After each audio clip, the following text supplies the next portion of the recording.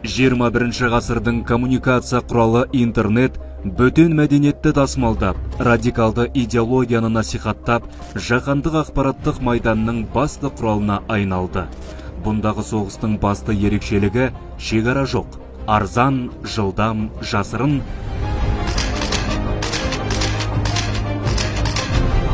Бірақ қаупі мен зардабы тым ауыр. 4-5 жылда әлеуметтік желілерде өзбек тілді радикалды уақытшылардың саны артты. 91 жылғы жігіт Абдуллах Зуфар деген өзі, Ғафаров Зафар деген жігіт, соның өзі қазір 21 ғасырдың өзі жихад жылдап жариялап отыр. Осындай радикалды уақытшыларды тыңдап, көптеген азаматтар фундаменталистік көзқарас қалыптастырып, мен жамаққа баратын жол осы жихад жасау екен, шахид болу екен деген сияқты бір жақты көзқарастарымен солардың ықпалына түсіп жатқан жағдайы бар. Абдуллах Зуфар дегені бар, Самарқанди дегені бар. Соларды тыңдап қойдық арада. Жихадқа көп шақырады, мысалы үшін.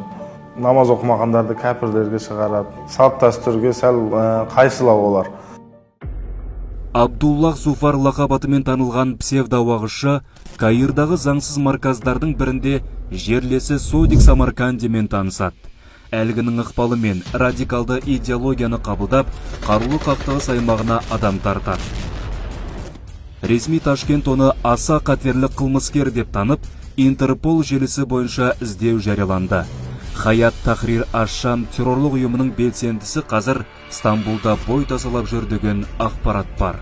Бірден кіріп кете бергенбіз ғой бәріне. Қызығып. Соған арасында бір болар, болмайтын бәрі әртүрлі видеолар болады, соны бізде білмей соларға ілесіп бағамыз да. Қазір дінді бетперде қылып алғандар көп қой, өзінің дінде де көрсетеді, бірақ ішінде басқа нәрсе. Адамдардан пайдалану болып қалатыр да.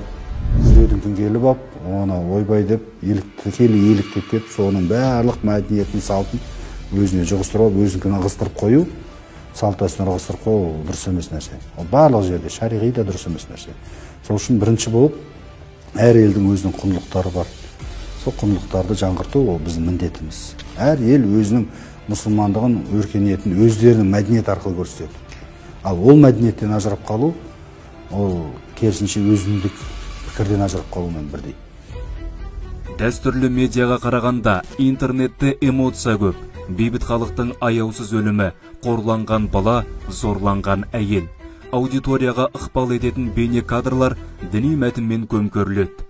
Псевдоуағызшы Зуфар құрған осындай торға Сайрам алқабының діни сауаты жоқ жастары оңай әрі тез түсті. Бұл іске дін істері басқармасы, имамдар, ақсақалдар араласып, іс назарға шаппады. Мешіттерге барғанда әр қыл намаз оқиды. Осыны байқаса болады. Қазақстан заңы бар, законы бар. Осы мына жұмыс істеп құлақ салмайды олар. Өте бізде шариат етіп все. Мектеплерде, мына колледжлерде, мына театрлерде бәрі мына шығып, мына діни анағамыз бар. Сонымен бәрі жиналып, бәрін етеміз. Қойыңдар жігілер, оныға ақымға кіріп кетмеңдер. Ертеген ақыры жақсы болмайды. Еңбек қыңдар Қазақстанға, әзір еңбегінсіңдер. О сағал қойғымна оны пайда жоқ оны. Деген әңгімелерін жүргіземіз онда алады.